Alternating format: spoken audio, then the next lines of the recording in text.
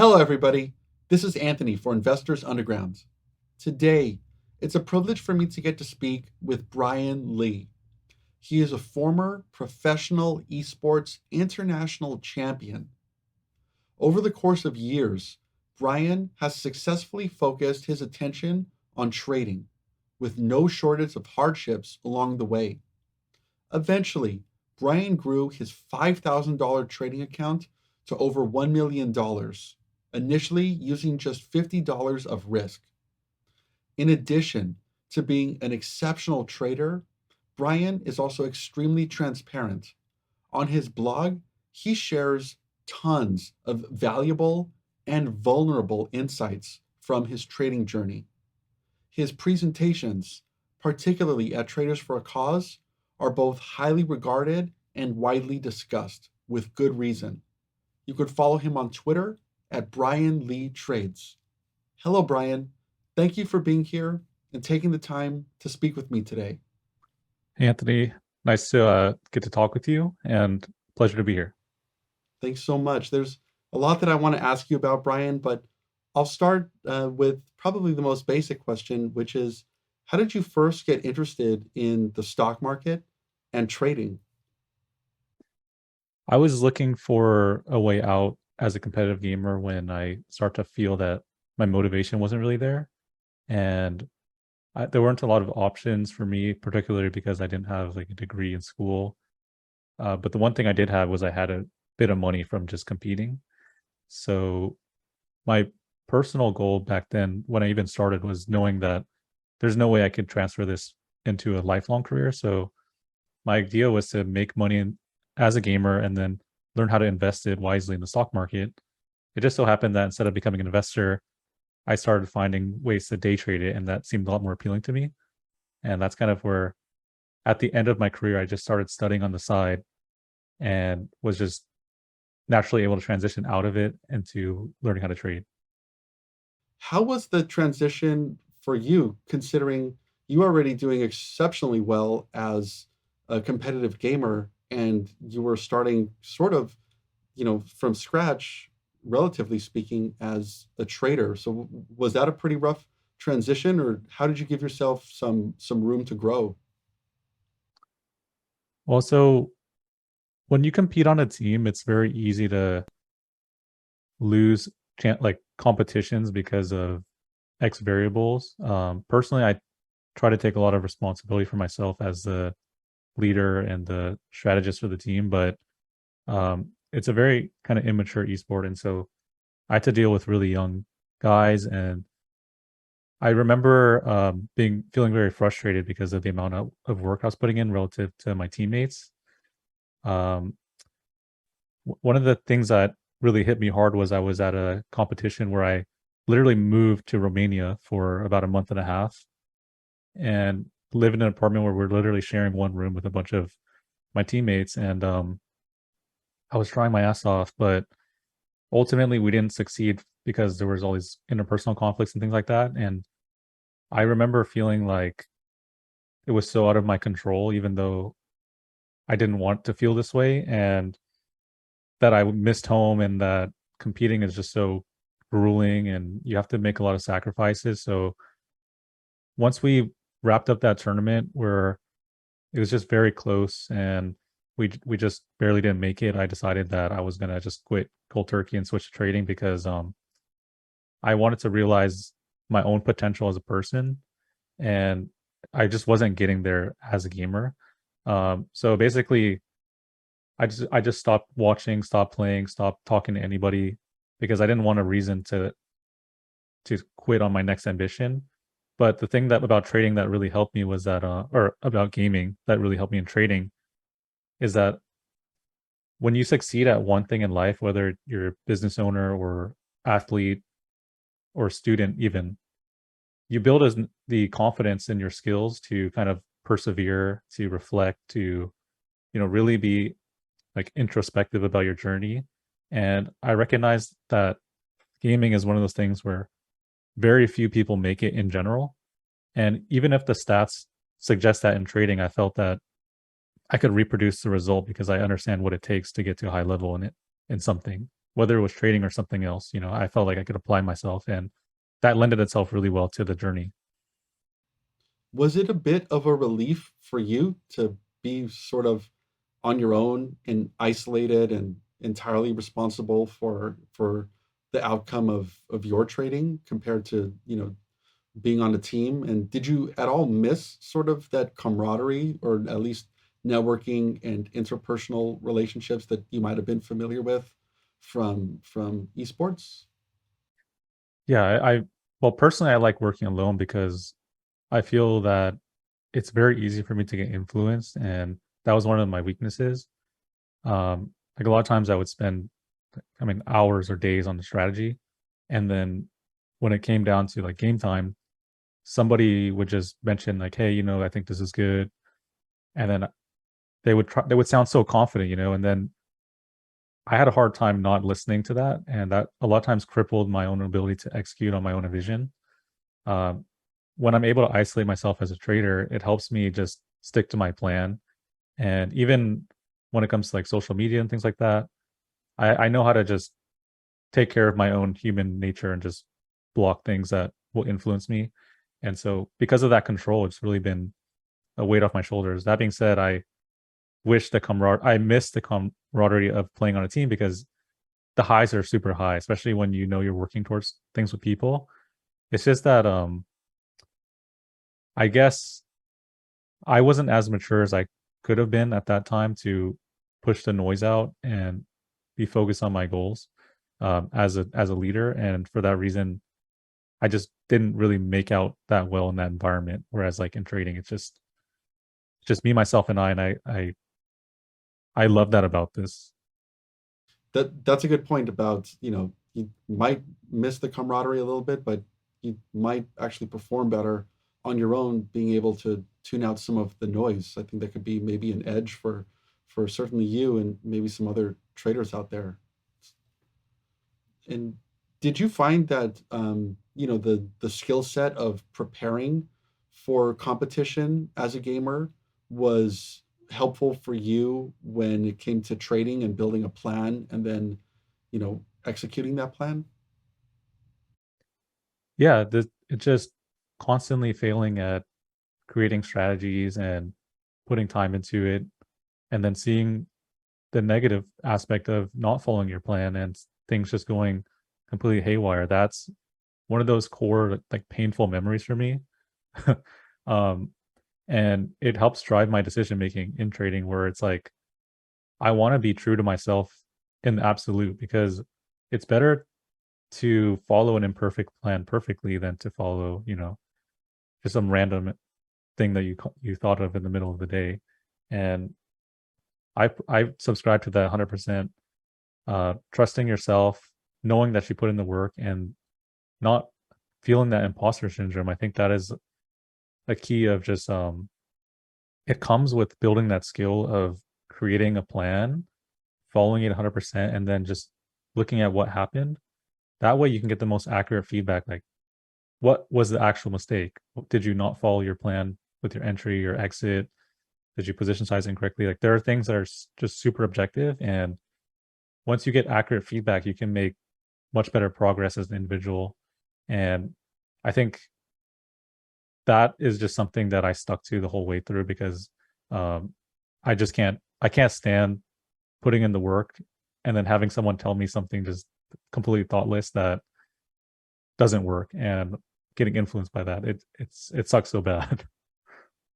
Yeah, absolutely. And sort of the time in which we currently are as traders, it's really easy through social media and other means to sort of just hear all of these very confident sounding people with a plan that might be the antithesis of your own, who sound like they're really just killing it in the market.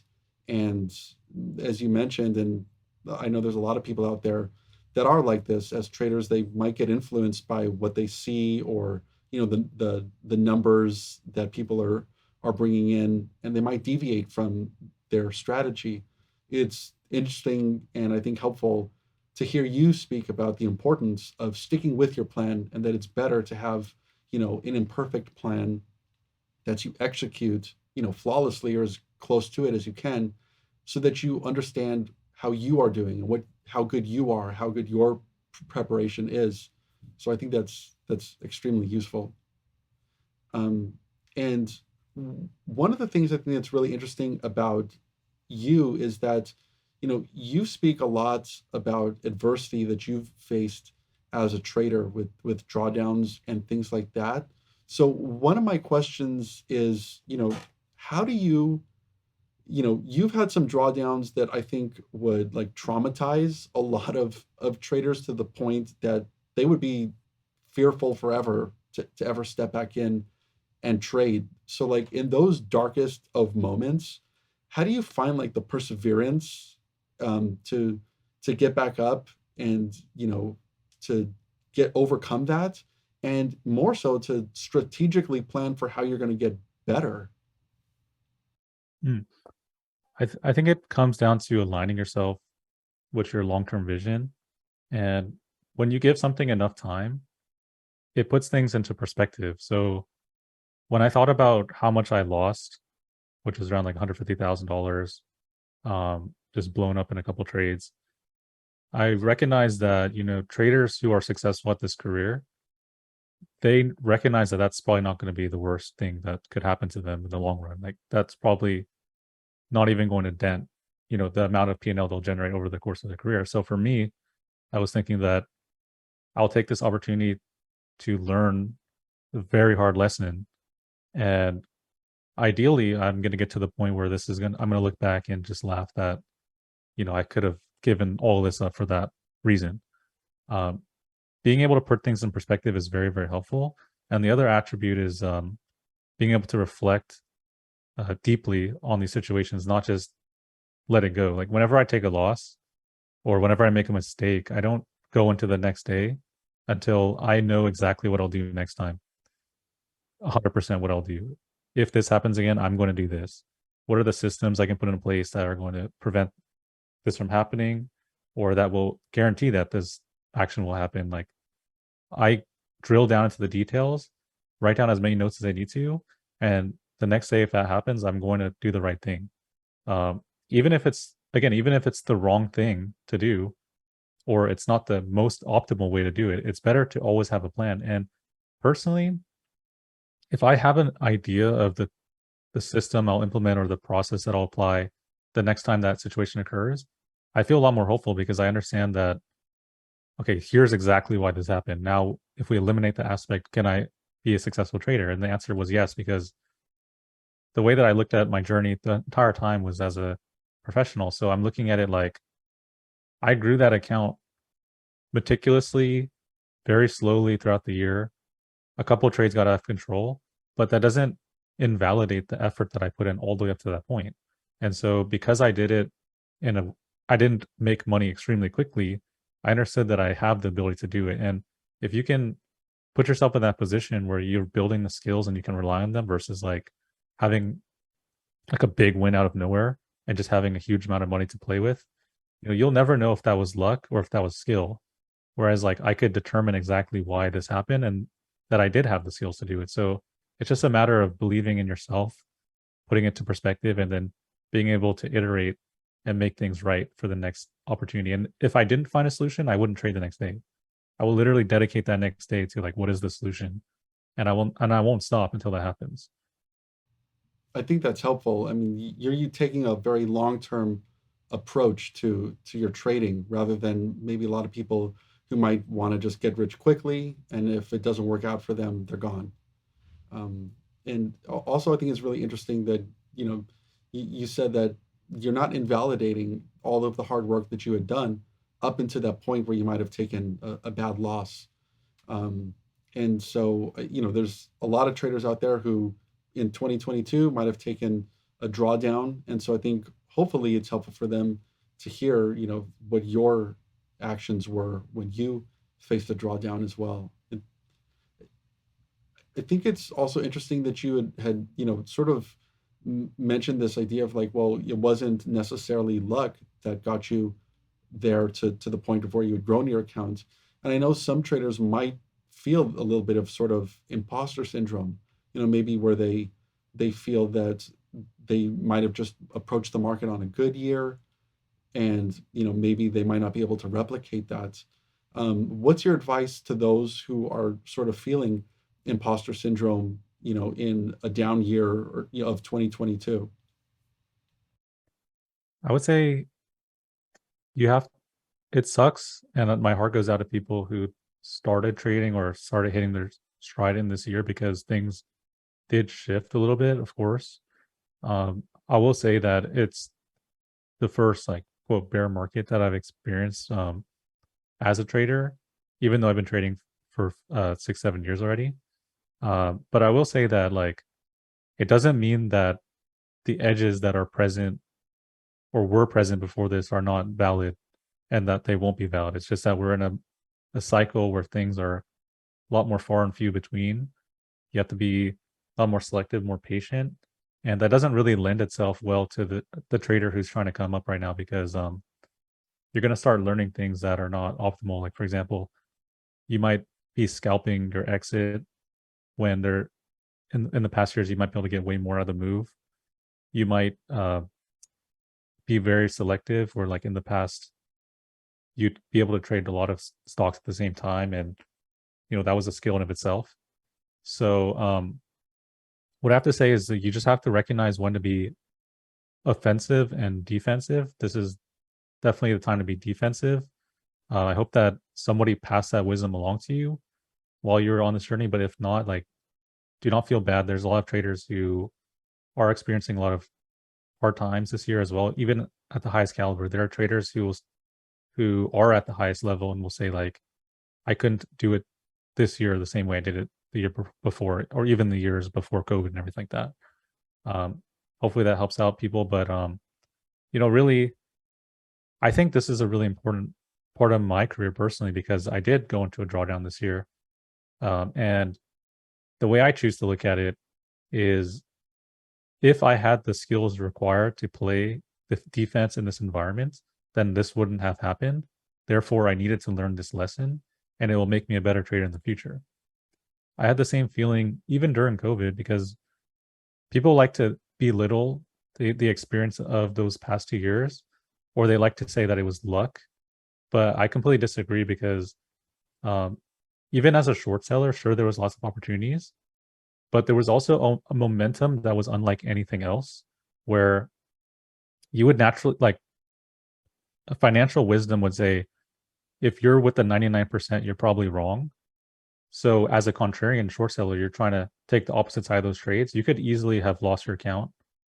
And there were plenty of times where I'm looking at a situation, I'm like, okay, so like millions of people are on this side. If I take the other side, I'll have an edge. When that was not true for days or weeks. These were continue and have a violent volatility momentum. I can understand for traders who don't manage risk well, who would just like let it go against them and then it'll come back down, sure. But for someone who's a very, very meticulous risk manager, it was actually very frustrating. And there was moments where I felt like I was being tested at my limits of how to manage risk against all this volatility. And I recognized that I had a tweet like way long ago where I was like, I might be getting battered and bruised right now by all the longs and all the volatility and everything like that. But I recognize that I'm going to be at 100 times stronger when this dies down. And that was the case because I had built all the skills to play defense. It's the same thing here, but it's more on a macro level where you have to recognize how to get yourself out of drawdowns or how to get yourself into a mode where you're reducing exposure, not trying to make it back the next day. So for example, like within my systems, I compound my count up and down. The part people forget about is the downside. So whenever I'm losing, I'm reducing my exposure day by day by day by day. This has a natural consequence of saving me because not only do I wire out my account pretty frequently, but also I'm reducing my exposure. So even if I'm having a tough year, I would much rather be going sideways than diminishing all of the returns that I made in the prior year. I still have plenty of savings. And if you have the ability to like build your bankroll outside of the market and keep it in your bank, then that is also a skill that you probably would have to learn because we're not always going to have those bang years, like those huge blow up years where you make so much money and opportunities are easy. You're going to have years where you're going to have to play defense. And part of that is knowing that you can pay the bills for the time, for however long it takes. And that has a massive effect on your psychology. So, if you don't wire out, if you don't play defense, if you don't know how to, I forgot to mention this, but like if you are on a red streak, for example, it's funny because if you have a huge green run and you lose one day, you'll feel like a piece of crap. And the same thing goes for, it's like in reverse, where if you're losing a ton of money, if you just manage to get a couple of green days or a green day, even if it's super small, you'll feel confident again. But what happens is people, they go red, red, red, red, red. They try to make it back red some more. Uh, it's a vicious cycle. And so that's something you have to understand about, just like keeping your confidence up, making sure that you are taking care outside the market, having those defensive skills, and it will come because like literally last Friday was ILAG just completely blew out a bunch of people. And what happens the next 2 days are some of the nicest trades that you can find, the cleanest, no problems. And if you can just survive, you will find those opportunities even in the market that can be considered quite difficult. Yeah, thank you. I think that's a good perspective and a healthy one for traders in a drawdown to think about the importance of defense and understanding what the market is offering. And yeah, maybe this might be one of those defense years that we hear about. And I think it's healthy that you have the approach and the perspective to see this as an opportunity to, learn these skills and strengthen your ability as a trader, so that whatever the next year or 10 years market looks like, that you've actually built up these skills and have tested yourself. Exactly. And it's just that the next time this happens, I'm not necessarily going to be like a much better trader. It's just I'm going to recognize what I need to do. So it's like if the market starts to slow down, I may take more time outside the market, go do other things.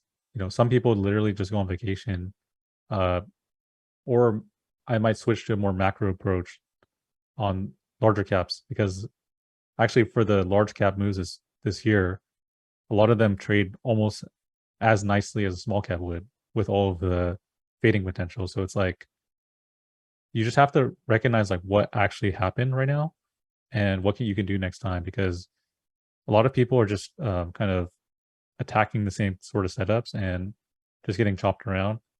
And I think that it's just not necessary, because bear markets do not last forever. They have on average, I think Lucas posted short bear, he posted around 2 years or so. And even if that was the case, it's like the market's always rallying and going in cycles, and you just have to be present to those cycles. Because even during the bull market, it wasn't that we didn't have cycles, it was just that they were going on a faster pace. So you'd have a fast market where there was a lot of momentum, then you'd have a depressed market for a while. Nowadays it's more just like on a macro level where everyone's feeling the heat, everyone's feeling happy, everyone's feeling depressed, like more so than just small caps. But this is a cycle game, so you have to be present to what's occurring and then know how to play both sides of that.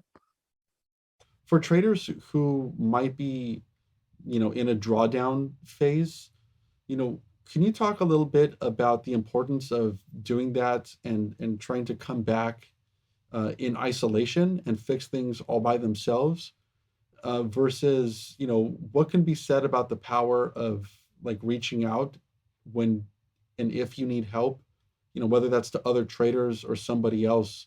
When should traders be reaching out to improve as well instead of just doing things on their own?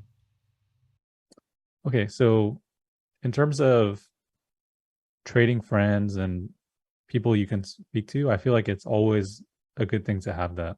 Um, you should be able to reach out to somebody who understands what you're going through, that can help you figure out, what you're not seeing. And a lot of times I feel like it is the best practice to be able to call up a buddy every week or so and just say, hey, this is what's going on for me. I think that is perfectly fine. I think that where the problem comes in is when a trader is very consistent and they understand their own strengths and weaknesses, and they're part of like a real time chat room and where people are spitting out ideas, because like it's very hard to maintain your resolve when there are people around you saying their ideas or like creating impulse trades for you, especially if you respect them. I think if you respect them, that's even worse, because you're going to feel that there's no reason to doubt their judgment, and you may feel inferior because a lot of times we'll put others' opinions over our own. And it also helps fulfill a need where it's like you take the responsibility off your shoulders, because if you follow X trader into a trade and he's a good trader and you lose, then you could say, well, I fault, it's that guy's fault, or it's my fault for following his call, and you can take it off yourself. Um, at the beginning, I believe that when you don't really have necessarily an edge, for example, or a consistent strategy, or you're not a consistently profitable trader, I think absolutely you should find traders of all kinds and try to network with them, because that way you're going to be able to say, like, this guy sees data, this guy sees the long side, the short side, large caps, whatever. You put all these guys together, they're going to share resources. They're going to say, like, oh, you know, um, like Michael Good posted this on Twitter, or Jack posted this on Twitter, or whatever. Nate posted this. They'll aggregate this information for each other in a chat room, and then you're going to be able to pick up on ideas, figure out what you're good at, etc. That's a good environment for you at that stage. But once you kind of pick up what you're good at, and you're very consistent, and you have strong beliefs about your strategy and your style, that's when you need to pull yourself out of that situation. Just say, hey, Brian, you trade just like me. I I'm going to leave this room, or I'm going to leave this group because I need to focus on myself, but can we keep in contact? And then you just, find people who are very like-minded, who aren't taking the opposite side of your trade necessarily, so that, they know, they know what you're experiencing, and that they see what you're seeing as well. Then you can start refining things and start judging yourself, like, oh, if I'm having a hard time, is it me or the market? Let me go ask my friend who trades similarly. And if he's having a hard time, then yeah. But if he's having a good time, then you have to naturally question, like, what am I doing wrong? And you can ask him, like, hey, what am I doing wrong? Or you can just figure that out yourself. That's where it's extremely helpful to talk to somebody, like, especially at a time like this, because like I said, if you're in a drawdown, you feel you're consistent, and someone else just like you is also in a drawdown, then chances are the market's just extremely tough, and you can give yourself a bit of a break. Obviously, you're always iterating on your own process, but this is where it's really helpful. And then I think, like, way way further down in like the very end game, it's good to just have a small tight group of people who like that, and you can be together, but just like, I think at that point people are not even going to just be posting trades and stuff like that. It's just like, let's have a bit of a community, have some fun, take some levity from the situation, like let's laugh, things like that.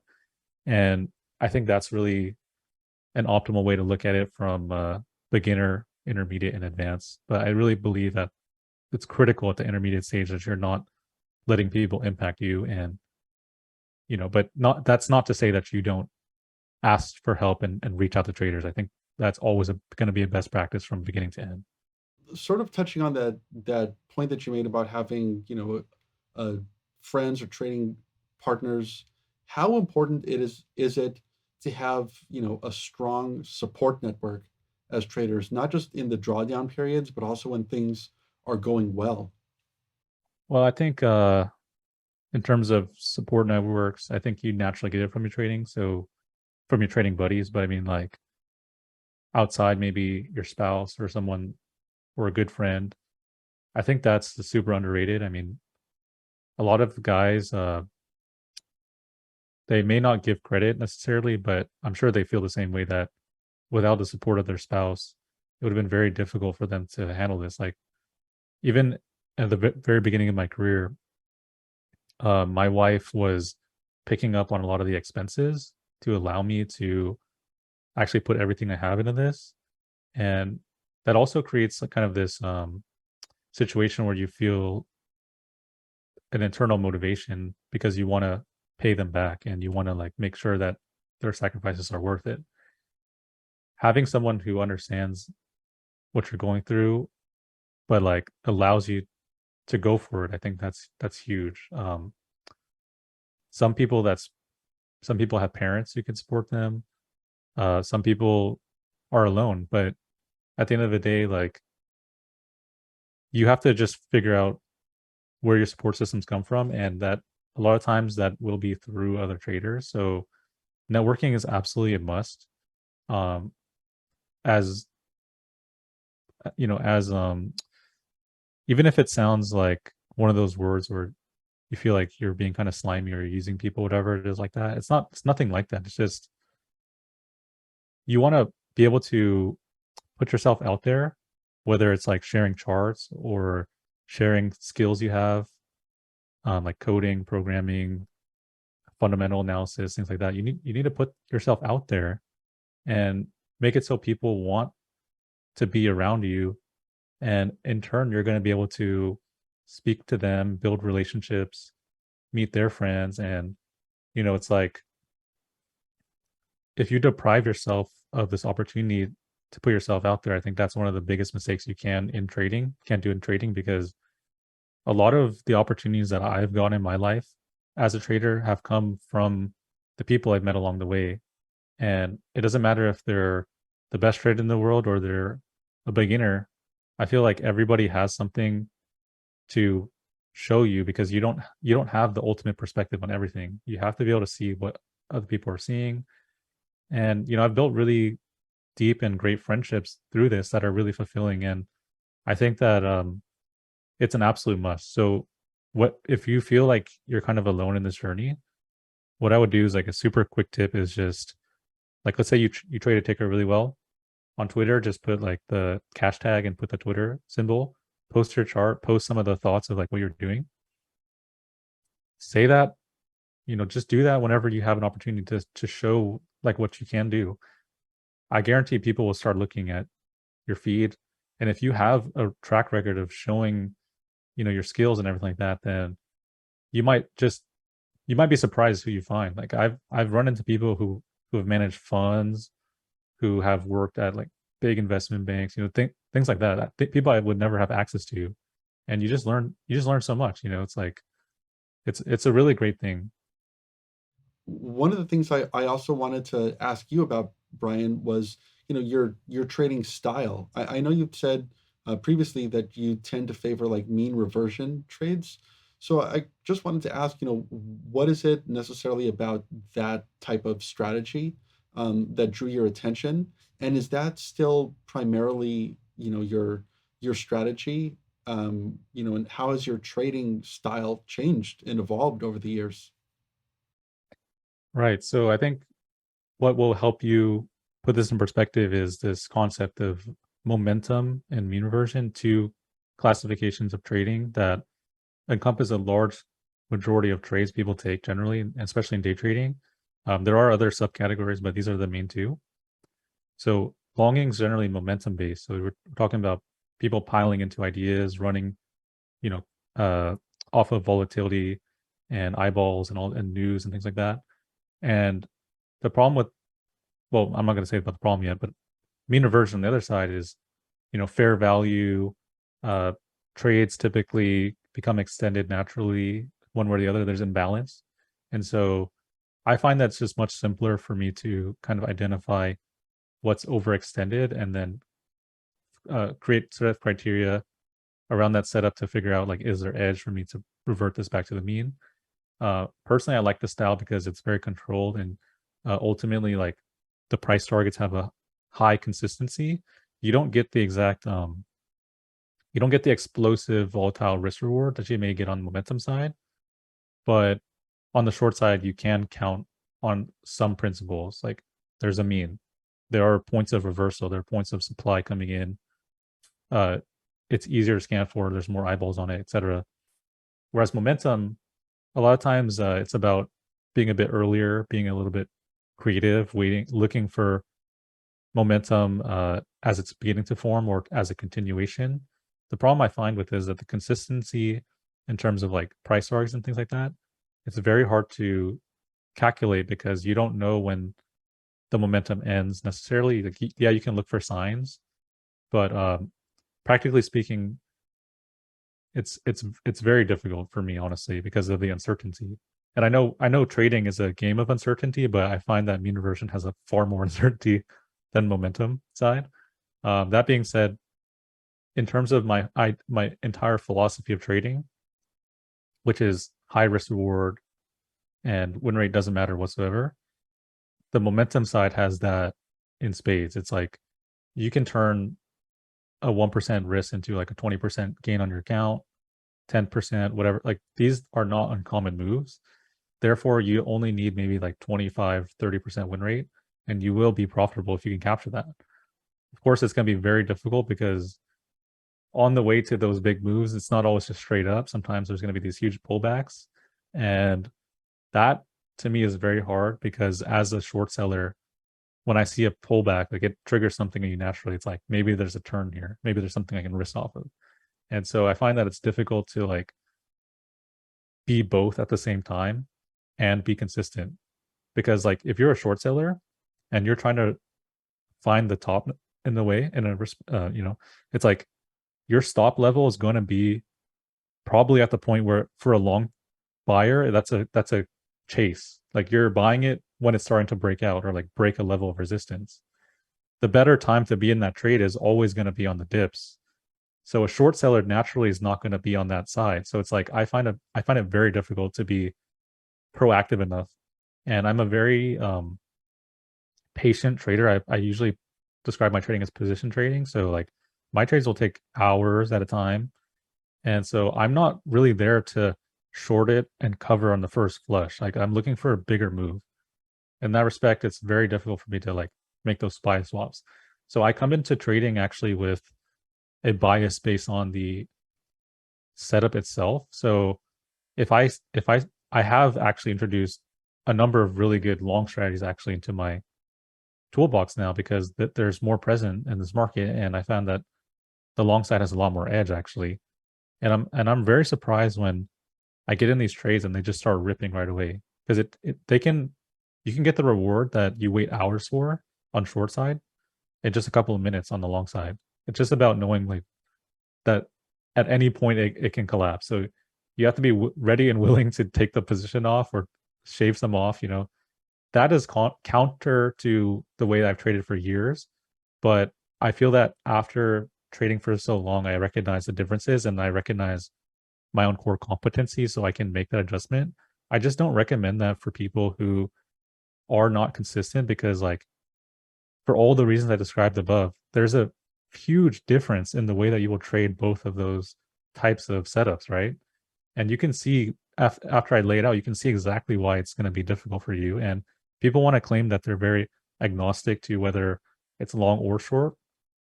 I would say better yet is just to develop the the setup itself, and that's going to be both. There's three pillars: the fundamental, news, and technicals. A lot of times I start with the technical, so I'm going to look at like what does the pattern look like intraday or daily, and then I form a bias around that, like who's underwater, who stands to lose more, who's out of position. And let's just say, for example, like there's a lot of multi-day runners now in small caps. A lot of times the short sellers is not advantaged in that situation because everyone who's bought lower is going to be pretty happy that it's run, for 2-3 days. So if you think you can just come in and quote mean revert that because it's very extended, you would be wrong because basically you're the person on the other side of a trade where no one else is willing to sell. In fact, people are more willing to buy, and you also have short squeezes coming through, people covering the position. So it's like you have to be careful about what bias you select. But if you start at the technicals, you're going to be able to create an understanding. Then you want to look back and be like, okay, what were the variables of that trade? And can I name the setup? I think naming your setups has a huge influence on your psychology and how you approach things. And if you can go into each day and be like, okay, here's this ticker, I'm going to trade it like a multi-day long, and this is my entry criteria, etc., like that. And then you also have like, okay, here's how I'm going to manage the trade. I'm going to exit when it breaks over the high or breaks over point of key resistance because I don't know if it's going to continue, and maybe I'll add it back on the way. It's a completely different mindset than if you're waiting for it to get extended and go for a short. So all those things combined, that's the way to look at it. And for me, that's just kind of my focus. I do have way more strategies than I did before, and it's like it all starts with mastering one thing. Just pick one side that you like, master the hell out of that, figure out what are the variants of that setup. Like, are there little minute variables that change, like the structure of the stock, like the float or the fundamentals or even the daily chart? Like, what are the differences that you're seeing? Make note of it, subcategorize those strategies, and then now you might have one setup that turned into like 3 or 4 setups. And if you recognize like each one of them might have a different way to trade it, then and you get more specific, then you won't feel like you're a one trick pony, that you don't have any tools. Like literally every setup has so many different ways to express itself in the market. And so by putting it all together like that and understanding how you will trade it, then that's going to be super helpful for you. Great. It sounds like you're adding constantly to your skill set and your toolbox and implementing more strategies, at least than what the ones that you might have started with, which is great. Today, what would you say is the percentage of your longs versus your shorts, and how many of them tend to be small cap versus large cap, and what percentage of that tend to be intraday versus swing? Right. So I'm mostly intraday, so probably 99%. Um there are these small opportunities I find to long and short and large caps, like around the FOMC meetings, the CPI data, things like that, because there's huge volatility. Other than that, I haven't really gone to the large cap side too much. I've tried it, not too much success, honestly. Just way in the beginning of the year. Uh, for me, I focus a lot on the short side on small cap still. So I would say that's probably 80% of my trades, 20% of them going to the long. A lot of times the longs are like, I'm still learning how to process them, but they're very they're very interesting, I'll say, because there's a lot of opportunities on long side and small caps for sure, 100%. Probably more edge now than ever, um, because of all the volume and the way that the psychology has changed of the masses. Like people are not after COVID, people have stopped selling their shares even when they're in a massive drawdown. So we're dealing with people kind of in that GME ape meme mentality where it's like they're willing to bag hold these stocks, and if if they're not willing to sell anymore, then shorts get kind of frustrated with that, because like you'll see a stock pop up one week and then 5 days later it'll come back and it'll be breaking out to new highs, and it's rewarding all these people for doing that. And thus far they haven't been really disincentivized to really stop doing that. They're not being punished. So it's like, on one hand you can say, oh, I'm short and this sucks that it keeps happening, or you can just say like, this is how people are now, and I'm gonna find a way to join that trend. Because like what I find is that once you start longing, you can identify really much better when the short will take place, because you start understanding the psychology of the other side, like when they start getting nervous. And I think that's been a huge thing for my trading, even just intraday, where like I do intend to short something, but it's not ready.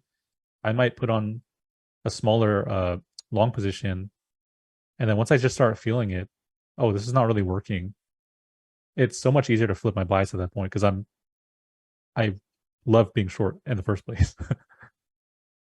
Yeah, that's great. It's really interesting too the way you might put on a small long side just to understand the psychology of being in that camp. The how the bulls might be processing and thinking about the trade, and I think it's great for traders to understand just how a successful trader can very easily, like you had mentioned, flip over to the short side if it feels like that's where the trade is going, rather than being so dedicated to your initial thesis for the trade. This flexibility, I think, is could be extremely helpful for people. I want to say that I made the vast majority of my wealth, quote wealth, through one or two patterns, like max, on just one style. I would say that being highly flexible and, like having all these strategies, things like that, I would say that shouldn't be your focus necessarily if you're trying to grind it out and like make this into a career. I think that's more of a luxury in my opinion. And I think it is disingenuous to make it sound like everyone should be doing everything, because like what that does is it creates well, number one, it's like I think that being a master of one is much more important than being a jack of all trades, just because like you can learn so much about even what it takes to create a successful strategy. For example, like, because I was a pro gamer, I know what it takes to be professional at something else. Same thing, if you can be a master of your setup, you can understand how to master other setups. Like what makes a setup profitable? What are the criteria that goes into that? What kind of work do you have to apply? That is a skill that you learn from mastering one thing. And you don't need to be all over the place. Like for me, it's really just about like, number one, adapting, because the market's different, of course. And in that case, I wouldn't say like not do it. But at the same time, I don't think that you have to be all over the place. And I think you have to remember what I mentioned earlier about momentum and mean reversion, how these are very different. And at the very least, if you attempt it, know the nuanced differences of how you enter and exit, because they are far different. And if you try to trade one style or both styles the same way, you're going to have a really inaccurate and inconsistent result. Okay. Yeah, that's great clarification. So to understand it correctly, you're saying it's better to master something, find your niche, find what works for you, the strategy that you have success with, and really, really hone in and master that. And Yeah. anything besides that is, that's icing on the cake, so to speak. That's a luxury, something to build out for later. Mm-hmm. Okay, great, great. And another, sort of topic that I wanted to touch upon related to your trading is the idea of risk and how you approach risk. I think it's a really interesting concept that you have, with R and R multiples. So, can you maybe, for people who don't already know what that looks like and how you approach risk, can you maybe give a bit of a background on that?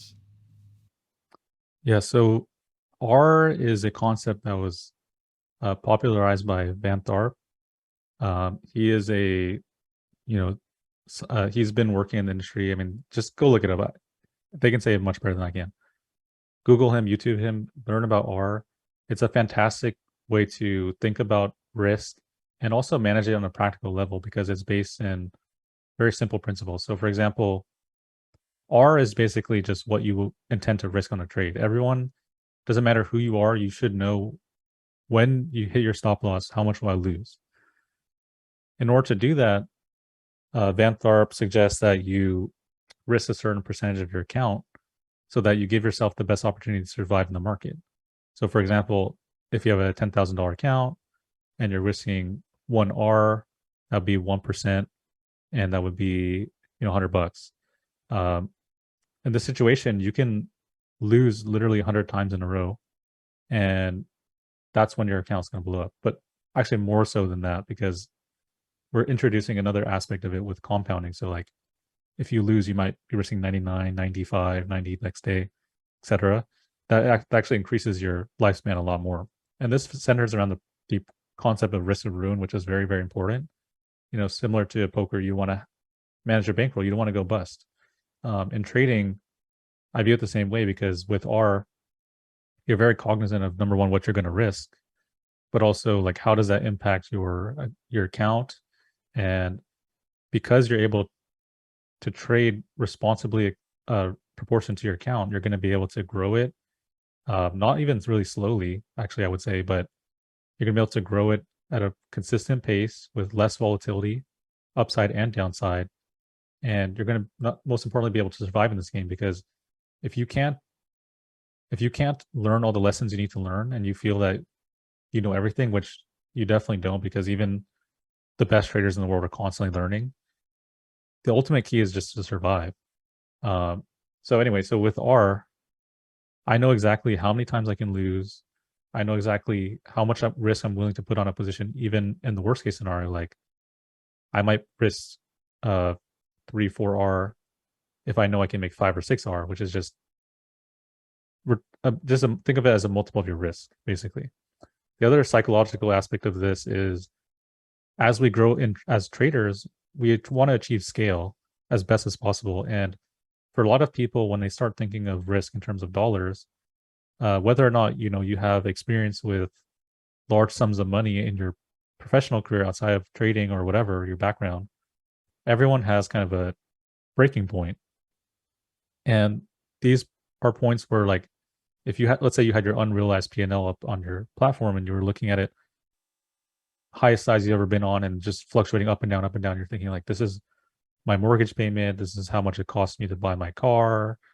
When these thoughts start coming to your head, it has a significant influence on the ability to execute your trade and not react emotionally to what you're doing. And you never want to induce that state of fear or anxiety, because what happens is that you will make mistakes like doubling down or fighting something that you wouldn't necessarily. That's huge. So with R, you kind of depersonalize, and also it's much simpler as well if you think about it, because you're reducing it to the most common denominator, like lowest common denominator. So it's like, it doesn't matter if I'm risking like a very obscure number like 1,127. If I know that's my R and I know what the multiples of all those are, up or down, then it makes it very easy to analyze and post. So like, for example, at the end of the day, I can look at my executions and say like, okay, I made like 2.245 and I was risking 1,127 or something like that. As long as you know what your base risk was and you position size correctly, you can identify, okay, that was 1 point whatever times or 2 times whatever. And same goes for the reverse side, which is the slippage side, or even when you're losing. So you can be like, okay, I got out a little bit, I let it go a little bit more than the stop. And for that reason, I lost 1.5 R, I lost 2 R this trade. That's unacceptable. Like it helps put things into perspective. And I feel like people don't drill down into those details enough to like really analyze how well they're executing. Because at the end of the day, like, trading is all probability. And no matter how well you think you did, it's like, it can still not work out. But if you can look at it and be like, okay, I intended to risk $100 and I did lose $100. Even if you lost in every single trade that day, you executed 100% and you can feel good about that day. I think competitive athletes or people who play games where there are probabilities, it's like, you have to accept that you can lose for absolutely random reasons. But the only thing you can control is actually your risk. R is a way to compartmentalize that in a way where psychologically it's consistent throughout your entire career, whether you risk $1,000 or $100,000 in the future. 1R is not it. It's a very simple concept, but it has a huge effect on the account and also your psychology. So the key is really understanding this, and you can. It's like, you can post on Twitter and be like, I made like 10K on this trade, right? But if people don't understand exactly what was the risk involved to make 10K, you could have risked 20K to make 10K. It's like, the final result looks great, but when you can prove that the risk you put on, justifies why that's a great trade, like you risked 1,000 to make $10,000, then that's way more impressive to me. So I'm always looking for, what did someone risk and what did they make? Because the other aspect of this that even goes way deeper is that once you understand like the formula of being profitable, which is your average win to your average loss ratio and your win rates, and you can quite literally plot an equity sim online, just look up equity sim simulator. You can quite literally see what is a profitable strategy and what is a profitable stat line. Using R, you're going to be able to distill exactly what you need to do.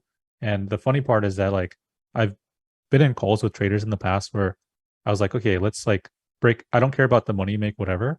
Let's break it down to like what is 1R and what's your average win, what's your average loss, and your win rate.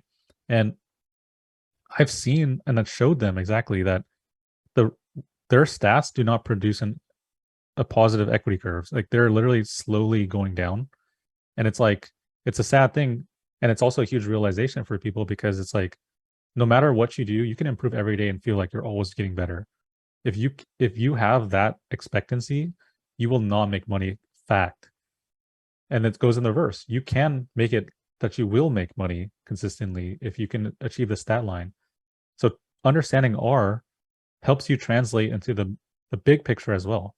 And you it helps you understand why executing is good, why it's very, very important. And it's like you'll start to notice that, like, for example, if you have a 3-to-1 risk reward, you can have like a 30% win rate and be profitable.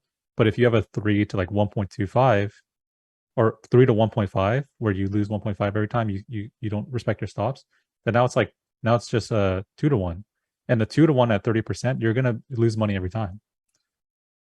So it's like, and even just small tweaks. So 3 to like 0.75, you can have like a 4-to-1 win rate, 4-to-1 risk reward by just reducing how much you lose. And it's like if you understand exactly what you're doing there, you can manipulate the stats to produce an equity curve that is positive and not be worried about being profitable. Just worry about the execution. That's the importance of R, and it's a very all-encompassing kind of framework. And we didn't even talk about compounding, but that's a whole nother story. So it's like you put all these things together, and trading doesn't become such a mystery anymore.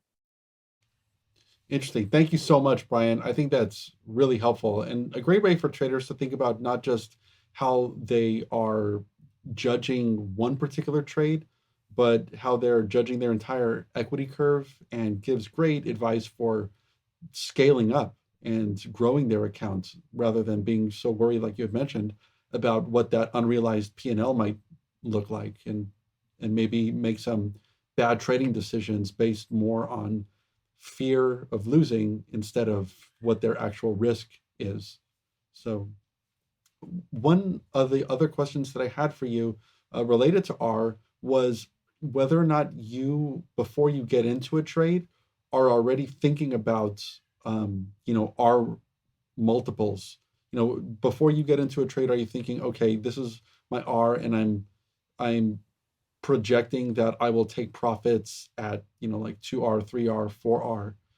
And is there for you a particular sort of, like 3-to-1, 4-to-1, or something like that, that gets you interested in a trade before, is that sort of a prerequisite before you even will consider trading?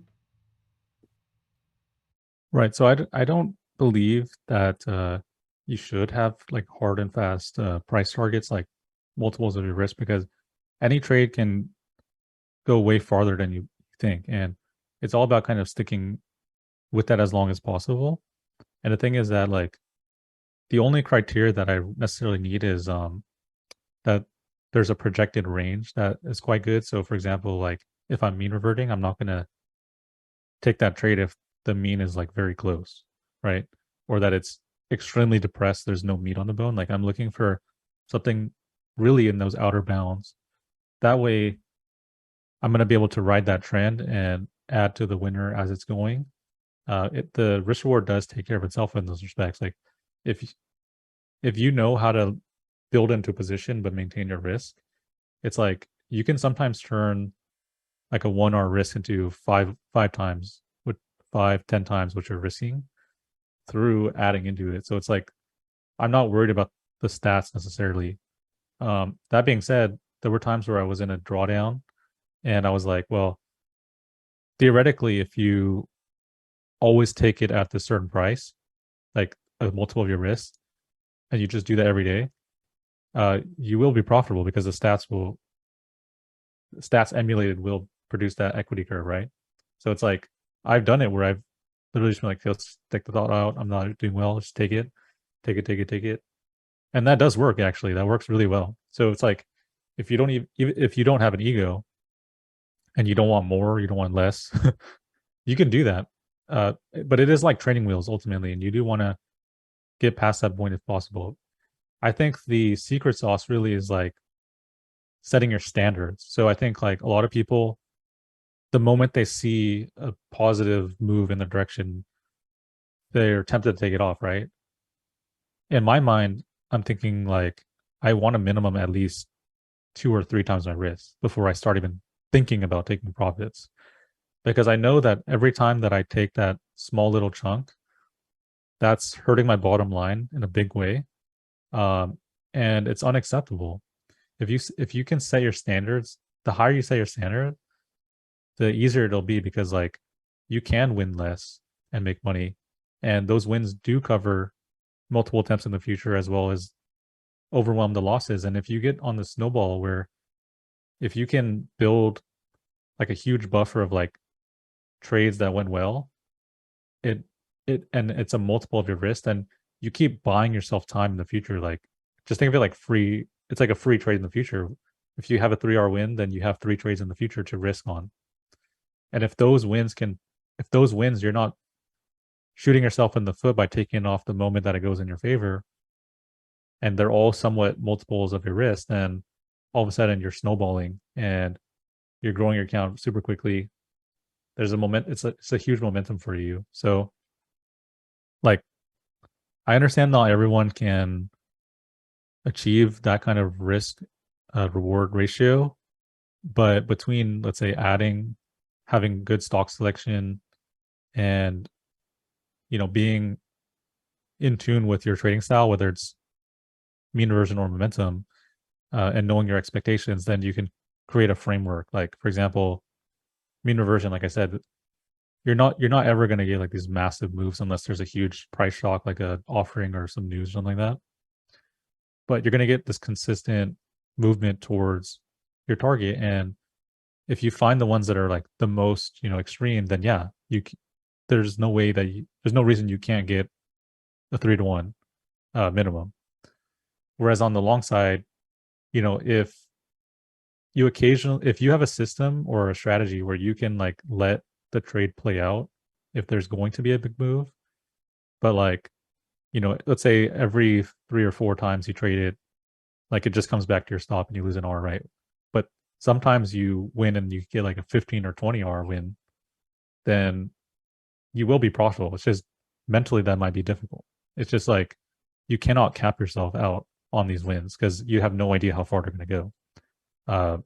You you have to kind of just back test different ways to exit and enter trades, and if you can figure out like I have a consistent exit kind of signal or criteria, whether it's time, whether it's like a pattern, or it's like in use of an indicator or something like that, some kind of way to measure extension, things like this. Which, by the way, that there's problems with that methodology as well. But it's something that can kind of indicate to you, like, okay, now's the time maybe to sell versus like thinking about it just, oh, when am I way? I'm gonna sell now, and then like it goes, 3-4 times more than you sold. Like you're gonna kick yourself. So setting those standards is going to increase your results overall. You fall to the level of your standards for the most part. What you're willing to accept is what you're going to get. And if you say 1 to 1 is not good enough for me, and you just start working your way up, that will help a lot. Okay, great. Thank you. And how do you approach scaling into trades? Are there certain instances where you won't just scale into a trade? Yeah, so scaling typically works best in a trending market or in a trending pattern because you're looking for the stock not to retest levels so that you can reduce your stop along the way or like add more size without increasing your exposure. If a stock is in a channel or it's very volatile, like let's say a classic example would be a low float where it could fall off the highs but be back to the high in like a couple minutes. In that instance you cannot add to a winner because you're just increasing your risk without considering the fact that you're going to get stopped out needlessly. In those cases, you need to just identify the best level of risk and stick to that. But in the instance that you see like a consistent pressure to one side or the other, whether whether it's to upside or downside, that's a time where you want to consider it.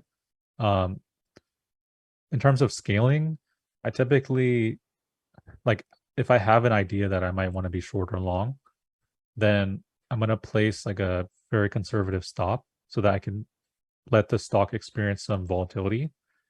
And then if it doesn't go too far out of the way, then, if it does, then I might cut it and readjust to get a better average. But if it doesn't, then I'm going to just let that position hold on until like I can identify a point where I think I can add in for like a confirmation, so to speak.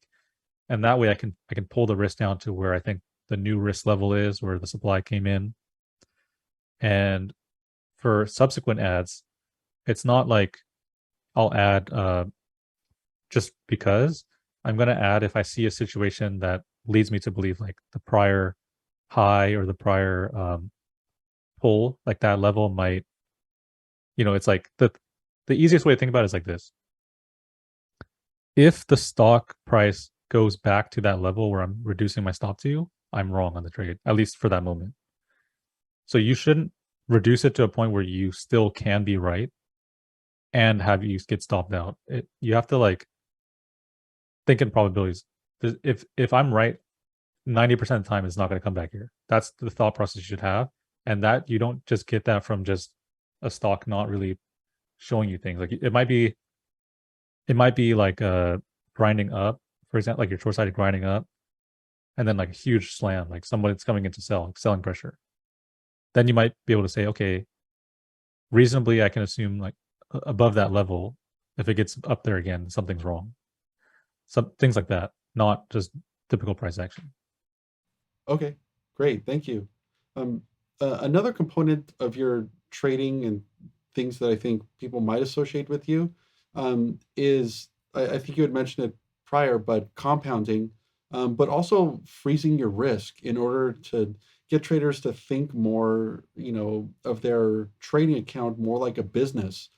So can you maybe touch on some of those topics and how you use, freezing your risk and compounding in your trading?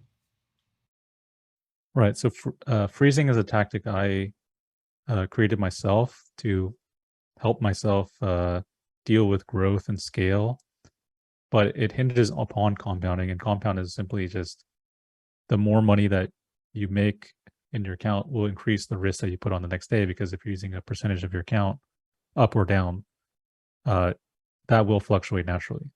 In doing so, it has two effects combined with risk reward. Number one, when you're losing quite small, but you're also decreasing exposure if you're having a bad run or you're making mistakes. That helps you keep your profits much more safe. But on the upside, if you're having multiples you risk, then you risk 1%, you make 3%, you risk 1%, you make 5%. Like that adds up significantly over time, and it keeps you from stagnating in the sense that like if you say I'm gonna just risk $100 for a month, even if you're trading really well and you're trading hot or the market's working in your favor, you're not increasing your exposure. That's a big mistake, because like as the market cycle, you might say like, okay, the January is over. In February, I'm going to do 2 times the size because I did super well in January, and February might just suck. Like it might be totally terrible for your strategy. Now you've wiped out all your gains because you doubled up randomly, and psychologically, it's just really hurtful. Whereas like with compounding, as the market's working in your favor, you are increasing exposure, you're achieving that peak potential when it needs to happen, and you're reducing when that needs to happen. So it's like it has this effect of just being so completely aligned with you as a trader. And through that, eventually you're going to be building your account and achieving scale. And like I said, everyone has kind of their level where they're just uncomfortable. Because you're compounding, like you're going to be able to experience each level. Like imagine, you're playing a video game and you enter a cheat code and you just go from like level 2 to like level 50, right? If you're in level 50 and all of a sudden you have all these new skills, or like there's new obstacles, right? Like you have no idea how to deal with that, and you're probably going to die. Same deal in trading. It's like people, they want to go like, I'm going to just risk $200 today. If I do well for a month, I'm going to risk $500 next time, because what's the difference? Just money. but you may not realize all the different nuances of that money and how also it impacts your life. Like you might not recognize like what that money means to you. You might not be able to internalize the anxieties that you have with it and also the exuberance you have with that. Um, the dopamine of like considering that you have a big win and how you get depressed when you have a big loss, those are factors that you have to assume at every level. Because if you don't, then it is going to again cause those emotional mistakes that cause to like blow ups and things like that. So through compounding, you're going to experience all those levels. Freezing is my method of saying like, well, look, if compounding is out of control, if you just go run with it 100%, that was part of the reason why I blew up my account in the past, because I was growing my account just so fast, and some days I'd have like a huge amount of wins. Like I would just completely skip all these levels, and then all of a sudden, I can't handle the risk anymore because I don't know how to manage it. Emotionally, I don't know how to consolidate risking or being down like a month of gains in one trade. And that's where like in the concept of freezing, you say like, okay, well, let's have a goal. So let's say I'm risking $100 today, and my goal is to risk $500 eventually, because I think $500 is super cool. Like it'd be cool to make $1,000. It'd be cool to like, it's a nice, cool number. And I feel like I'd be challenged. So when you compound up, you're just building the skills and you're working your way towards 500. You're going up and down every day, whatever. Once you hit that level, you stop growing your account. You start wiring out over, because you only, like if you say you only risk 1% of your account, then over 500 times 100, like you know what your account level needs to be. You just wire it out. At that point, no matter how much you're winning, you just experience $500. You use $500 and you deal with the highs, like the nice win days, the bad lose days. You understand, and you once you start feeling like I don't feel anything anymore. Like I have no problem losing this money, placing this risk on a trade. That's when you kind of know like it's time that you're ready to go. But if you're feeling that anxiety, even on the way to 500, like I think you should consider freezing, because that's your body signaling to you something. You're on the precipice of danger, but you're at the right level where you're challenging yourself just enough. The other caveat, there's two caveats, because I've really gone deep into this thought process, is that with freezing, you should allow yourself somewhat of a buffer, because like we will be sizing down. What I mean by buffer is like instead of having like a $50,000 account, maybe give yourself like 55 or something like that, 53, just so that even when you lose, like you're not necessarily, you could just have a bad day, or it could just be a bad day in the market. You shouldn't be punished for that. So let's say you take a max loss or something like that, you can still risk 500 the next day. But I'm saying like if you go under that like 50K, then start reducing the risk compounding down, because like you have to earn your size, in my opinion. And through this process, you're going to be like, okay, maybe I don't deserve to be at $500 risk because something's locking up for me, or I can't maintain this consistency. Constantly building down and building up is going to create this massive confidence in your ability to manage the risk at that level. And then once you're ready to go, this could take weeks or it could take months. I myself have found levels where I felt like super significant, and I'm like, I'm just going to trade this for like the next 2 months and see how it goes. Then, well, man, there's so much to it. So through this process, not only are you experiencing all those things, but you're also wiring out your account. So by doing that, you're building up time, and you're able to be like, okay, well, if I'm tucking away like $1,000 here and there, now I have a month worth of rent or expenses. I have 2 months, 3 months, 5 months, a year. That is also another factor that will contribute to your ability to size up. People underestimate the savings aspect of it, because like if you absolutely need to make money and you have everything in your trading account, then it's going to create these emotional conflicts. Whereas like if you start, let's say, losing, but hey, I can take care of myself for the next 10 months or whatever, it's not going to affect you as much. And you have to promise yourself you're not going to wire back in.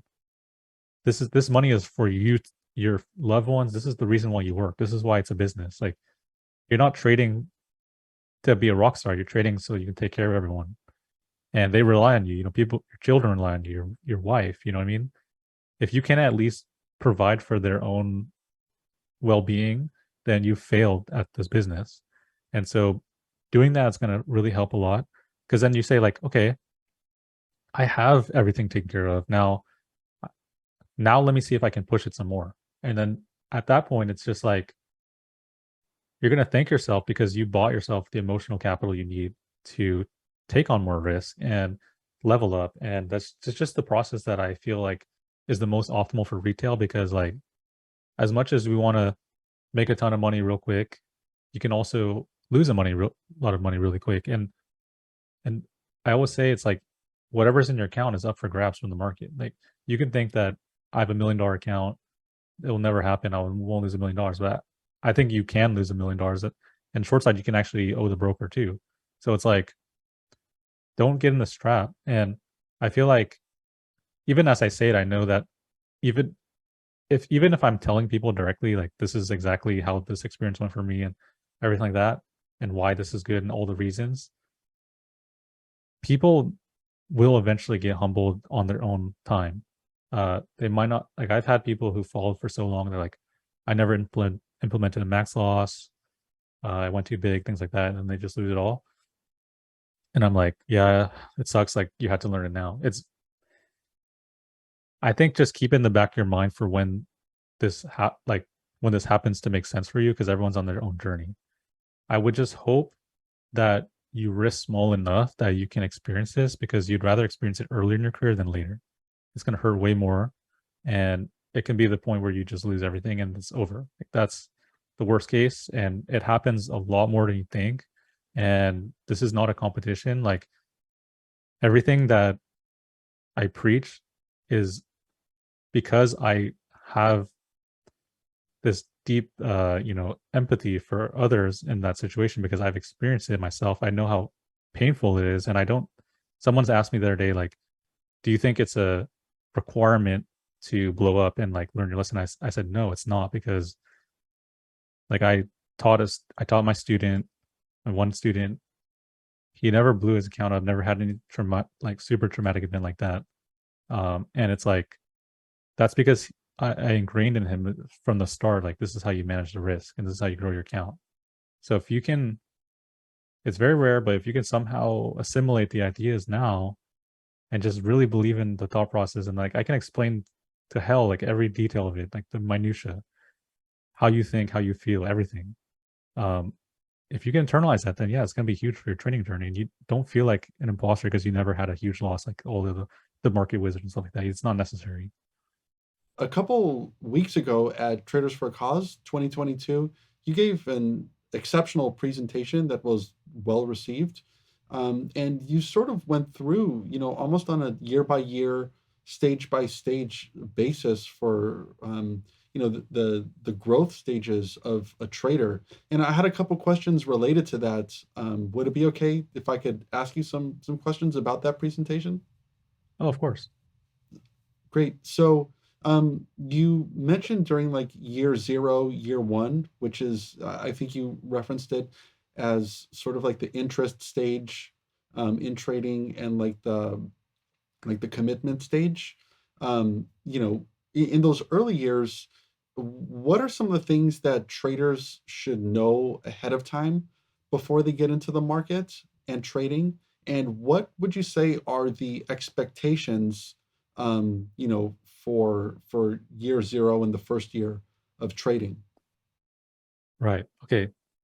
So at that stage in time, know that you are not expected by any metrics to even make any money whatsoever. And that this is not something that you start today and become financially free in a year. It's no different than any sort of profession, or job where you go to school, you learn the skills. Like, you have to pick up on all the knowledge and all the nuance, all the terminology. There's so much to learn in this game that you could not possibly pick this all up in that quick of a time. So it's something that you're going to have to put a lot of study and into, and also gain a lot of experience throughout the year. So I'd say give yourself at least 3-4 years from that point. If you can't, like, let's say you can't financially support yourself, and you say, I'm going to go year one, this is my time to go full, YOLO into this. I would say that's a massive mistake. Uh, you do, it does take money to make money in trading. Like, it's not to say that you can't like make small investments or make small trades here and there and like try to build your bankroll, but ultimately you need money in this game. And you also not only need money that you can put away into the trading account, but also you need money to survive, because the aspect of balancing your expenses and also your trading, it's an equilibrium that needs to be met where one is not taking away from the other. Because if that happens, then you're going to be so emotionally invested in either thing, and that's going to affect your quality of life in a really depressing way, honestly. So if you're getting into a full-time commitment, make sure that you can dedicate at least 2 years of just, I can take care of myself and others, and it's not a big deal that I'm trying to pursue something. It's like going to school. If you're in college, like, yeah, you can pick up some side jobs, stuff like that. Most times you're going to be kind of broke, living under your means, and you have to be able to budget that out. Like, you're not going to make money. And if you do, it's luck. Okay. If you happen to be lucky enough to make that money, then it's going to be even harder to manage that account, because you're going to want to put more on to accelerate the process. But actually, the smartest thing to do is to take those gains and compartmentalize it. Put some away for yourself in your own bank account. Trade what you're willing to lose, and that could be a great head start if you can do it this way. But ultimately, most people, I would expect, just expect to be rich straight up. And the analogy that I use and a lot of people use is that during this time you can choose your own tuition. It's like you can pay out the ass like you're going to a private school, or you can go to community college and like pick up the very same skills. It's like, do you want to learn what you need to learn in year 1 and 2 with $100 of risk, or $1,000? Like, it's your choice. You're not going to really get any further by risking more money, essentially. The true meat and potatoes of trading comes down to when you both have consistency and you can achieve scale. Because once you achieve scale, it's going to make the rest of your trading journey look like nothing. Like right now, when I look back at my whole yearly P&L of like 2018 or 2020, it's completely eclipsed by the following years, because it's actually completely insignificant. But at the time, that felt significant to me. So it's like, if you can understand that there's going to be a point where if you can build all the right skills and take all the hard lessons that you need to humble yourself, it will come, and it will come extremely quickly, and also to the point where it changes your life, and everyone that you know as well. Great, thank you so much. And another question I had was sort of about the consistency phase. I think it's like year 2 or around there. Um, Yeah. at what stage, once a trader, first of all, how does a trader figure out their niche and what they're consistent in? And when should a trader go from being, consistent to scaling in? Right. So it kind of goes back to those trading communities I mentioned. Uh, Huge amount of growth from me personally in that like year 1 stage or so came from just having a bunch of people. We all got in Discord. Like, there's probably 10 or 11 of us, and every day we're just learning new things and like trying to decode the mysteries of the market. Like, it was a great time to learn. And eventually you start seeing people, picking their direction. And once you have experienced many different things, then you can start feeling out like, okay, I understand this a bit better, or this intrigues me the most. I feel most passionate about pursuing this line. And you just all in on that. Like, forget everything else. Forget what he's doing, she's doing. Just zone in on that. And very, um, if you're quite meticulous as well in that process of like treating this like a professional, you probably have some data, like you have journals, you have maybe some statistics that you could upload or parse through yourself, and just recognize, okay, like, I'm actually making a lot of money here and I'm losing money here. I'm consistent here. And once you can narrow that down, like, a lot of times you'll be surprised, maybe like something you didn't think was your favorite ended up being the most profitable.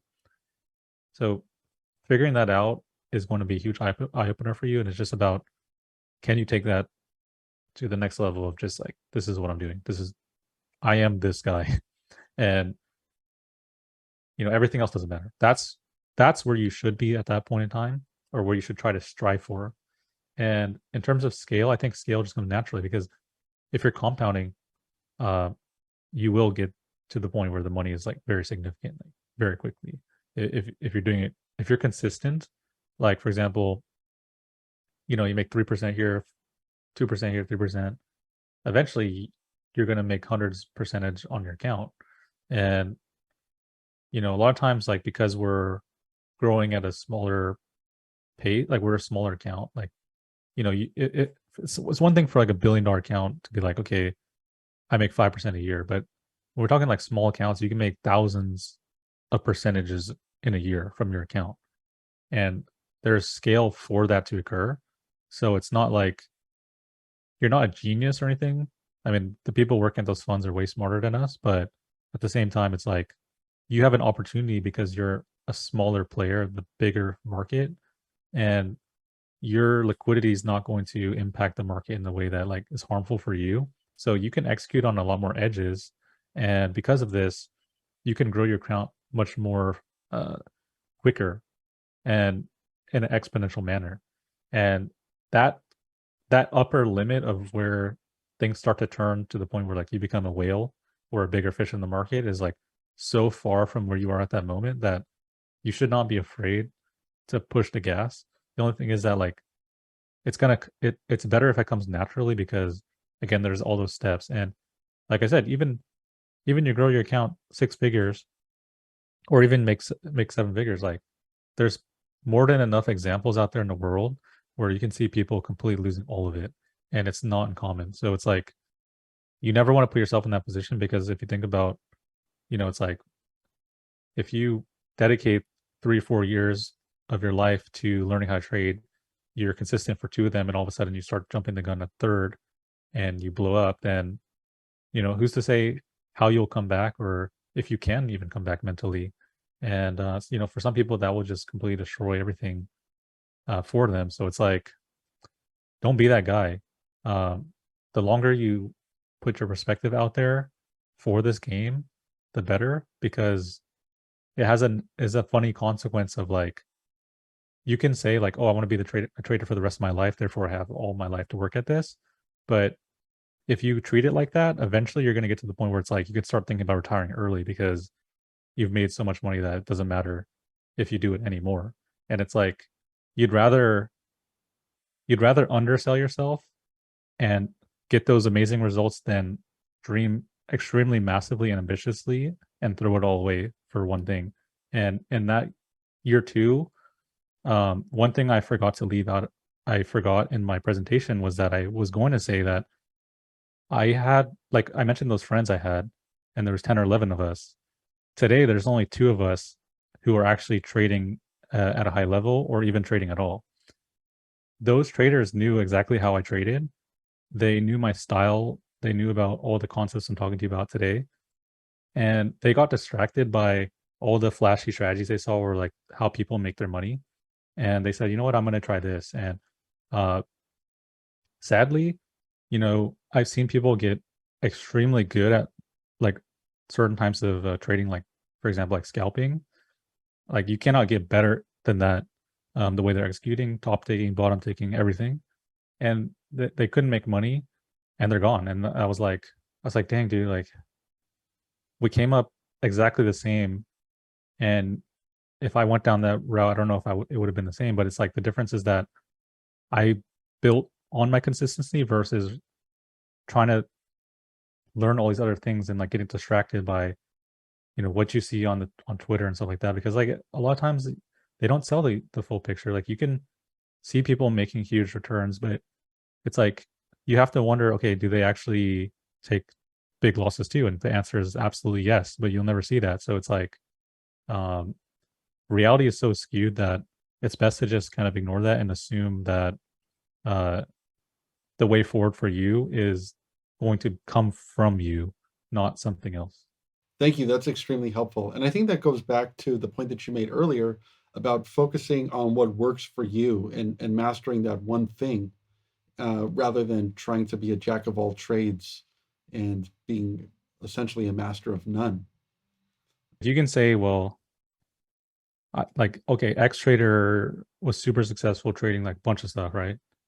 But I will I will bet that if you look at their stats, the vast majority of their money came from one area. And like, yeah, they're trading other stuff. That could that could be hindering their potential, or also just like not be as big. It's like uh it has to make sense to you that mastering one thing allows you to master other things. That's a key principle in like success in any field, anything, sports, whatever. Another question I had was sort of during the phase of exponential growth. So, like, say a trader's P&L is growing steadily, and they feel they want to get to the next stage, and start really, like, putting on the gas and scaling in. But the market isn't necessarily offering those types of opportunities, for their strategy. What would your advice be to that trader? Well, there's two things about this. One of them is actually kind of new. Um, Firstly, your position size will dictate the opportunities you can take. Um, if your let's say your max size is a certain level, there are many instances in small caps in particular where you can't trade stocks physically because liquidity, the risk is too much. Like you're gonna get slipped on the way in and then slip on the way out. There's absolutely no point to trade those. At this point in time, this is mostly catered towards like elite level traders at that point. Uh, they will naturally have to select the best trades and be in tune with the market, what it's giving them. That takes care of itself. If not, then they will just blow the money up because everything's going to go wrong. Frankly, for the average trader, you have more edge and more opportunities to be A plus with your size. There's no reason to go bigger necessarily because like there's going to be a point where you will be big enough and the money comes extremely quickly, to be honest. And it's like it's a lot of money too.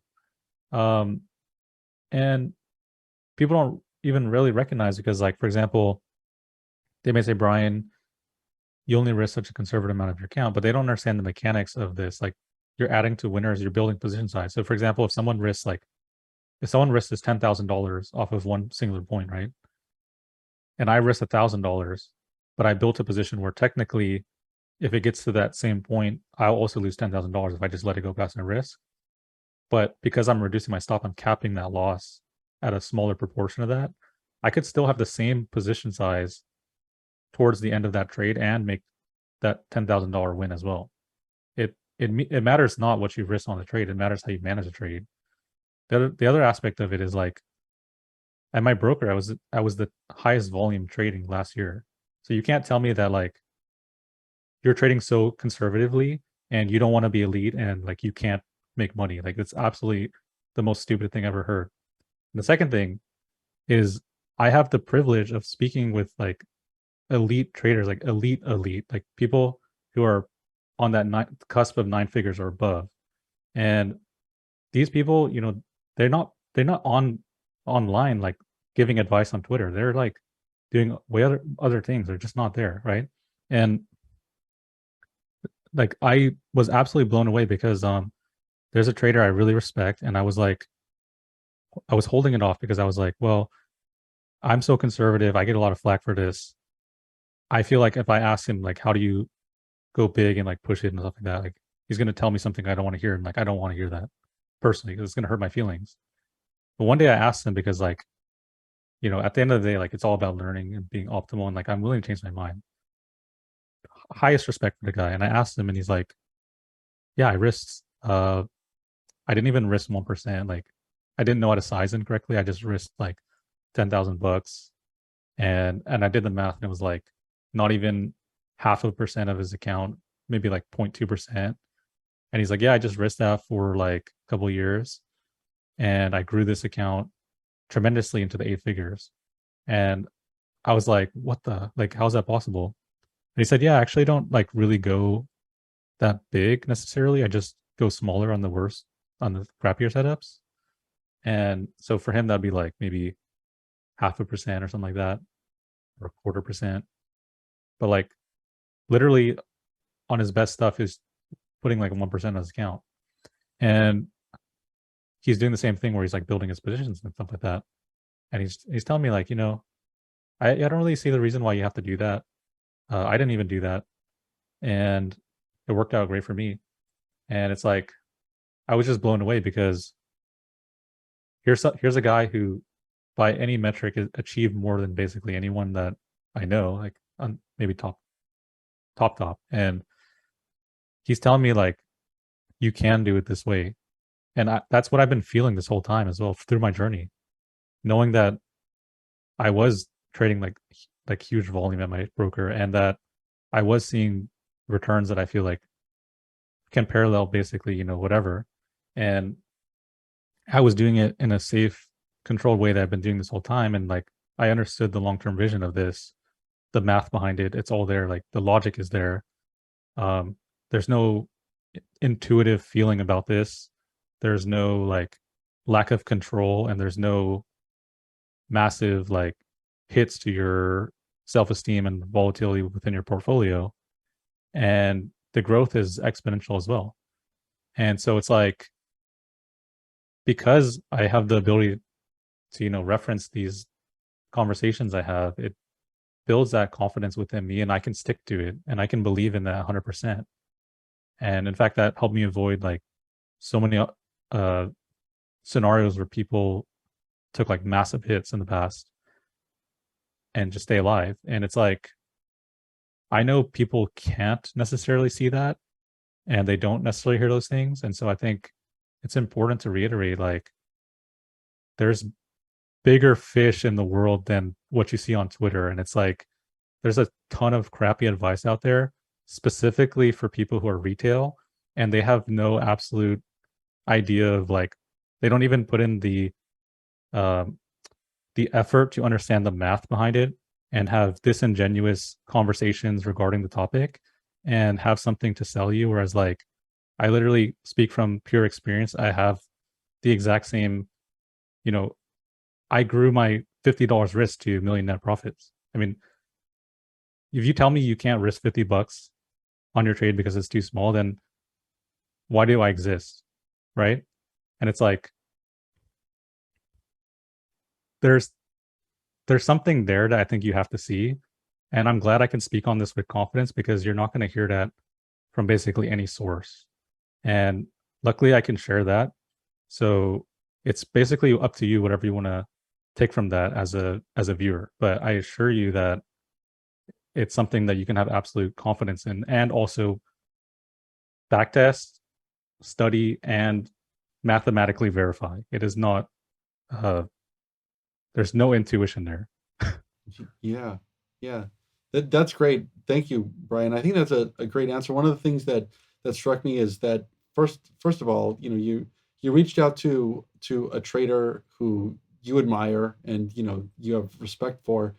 And one of the things that you said was that, I'm willing to change my mind. If they have something to tell you that you aren't ready to hear, at some point you were flexible enough and open-minded enough to maybe let new information in, even though you're successful at what you do. So I think that's really great for people to hear and understand that, even when, if they're able to make it and reach their goals, it's still important to keep an open mind. Um, and Yeah.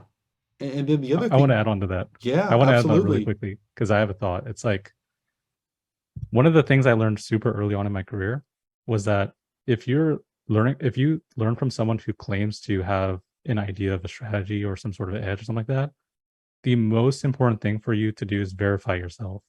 You need to be able to go back, see actually the results would be for yourself, and see if it's profitable on the equity curve, if the stats make sense. Like, you can have these high win rate strategies where they look great every single day, but if there's one day where they're going to take a fat loss, then you ultimately won't make money, and it can be a bad situation. So it's like, those are situations that led to me understanding like, if I can have a conversation with somebody and there's logic that leads towards, my understanding of why this is the correct way to do it or the optimal way to do it, or even just not even optimal, but like the less volatile way that majority of people can follow, I would much rather follow that, because like there are only so many people who exist who can operate on the extreme spectrum as an outlier, and they have highly specific skills towards that trading setup or their style that absolutely no one can replicate, or very few can.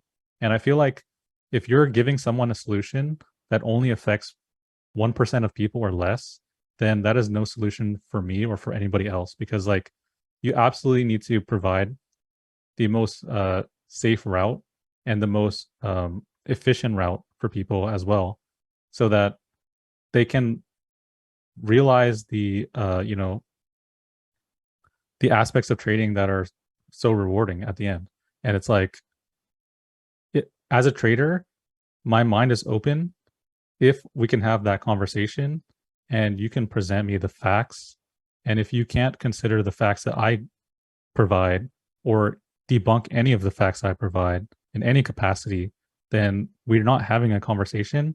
And personally, I feel like uh, that's where tension comes from. Whereas, like, I am more than happy to change my mind at any point.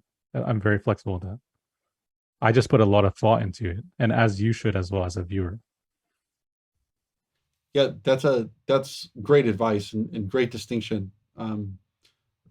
Sort of related to this, for the traders like yourself who are very successful and have a strategy, and you're doing well, what type of things do you think about on a day-to-day basis in terms of trading? How do you approach trading?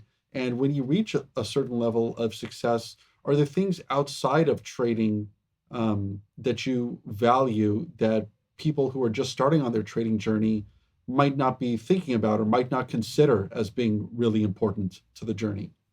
Personally, I find that on this journey, it's the end game kind of looks the same for a lot of people, where you end up trading a lot less, and therefore you need to understand like who you are as a person without needing to be a trader.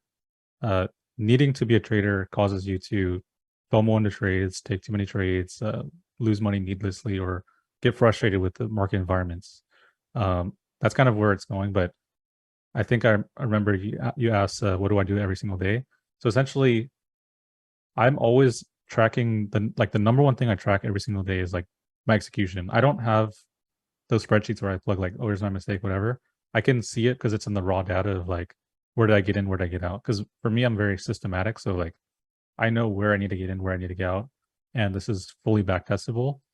And so like when I go into the trading day and there's any deviation, whether I like jump the signal or I got out prematurely, I can then measure myself against like the potential of the trade. And a lot of times you can measure that just from P&L. So it's like, here's where my stop was. I took more than I intended to risk, therefore I failed to execute properly on this trade. Same deal for the exit. Did I realize the profits that were on the table within my system? Obviously, you can't capture every single tick, but like if you have a trading plan, you should already understand like what it should look like if it's done well. And if my execution is well, then personally I'm quite happy with that, and I can be happy with that. I know that I'll never be 100%, very rarely, but if I maintain a certain standard for myself, then I know like I'm operating smoothly, things are working well for me, and my mind is clear. Whereas like if I start seeing incongruencies, like, oh, I'm getting slipped here, that might be a measure of like not even emotion. That might be like, wait a minute, I'm sizing higher now, so my average wins decreasing, my average losses increasing. There might be a reason to be more selective at this point, or there might be a reason to think about liquidity at a higher level. And so those are aspects to it that go beyond just the pure execution, but more or less you should recognize like, okay, this is what I was kind of thinking and feeling at that moment. This is what I did. How can I correct that for the next day? Like creating those solutions. It's always solutions every day, single day. So I always have a notepad like the program on the Windows. I just open that every single day, and I always type little notes to myself like, "Oh, I saw this," or "I did this, and I feel like I could create some system for it later. So here's just my thought." Because you're never going to remember everything that you're thinking throughout the day. A lot of times, even today, I have maybe last week, a couple of days I had maybe 12 to 15 notes, and sometimes I can fix those end of day, or sometimes I need to spend the weekend on that. And so I'll like I had some sessions where I went from just wake up to bedtime, just purely working, ironing all that out, making sure everything works, that it will work in real time, rehearsing it mentally, visualizing like what exactly I need to do. And this is going to basically contribute to your ability to correct mistakes. And I think that's the biggest thing, because like you don't you don't have to assume that you're going to be perfect at trading or to know everything.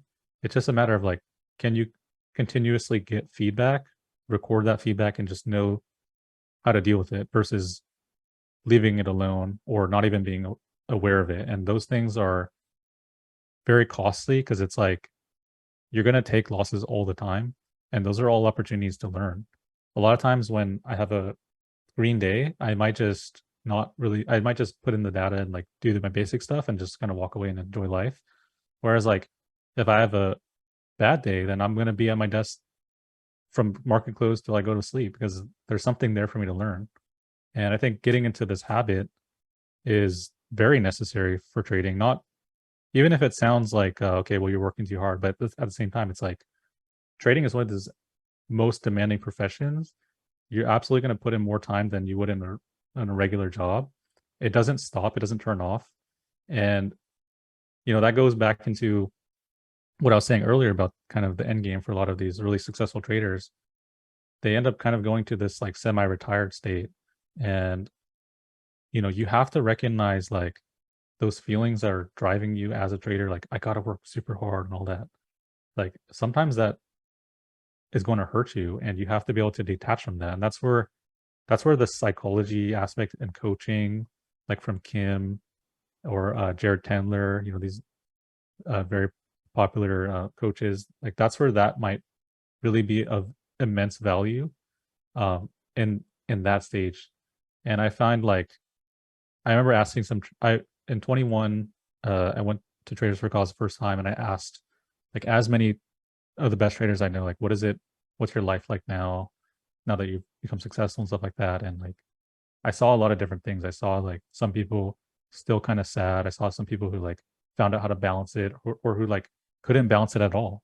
And I feel like I definitely don't want to be in that position, because my experience in gaming, having pushed everything I had to like achieve this one thing, I recognize like upon the pillar of success, you still look down and you feel you have loneliness, you have regret towards like the things you sacrifice. And in trading, people want to glorify money, but I feel like money comes when you don't necessarily need money. Like if you start thinking about money, you start losing money. When you stop needing to make money, it comes.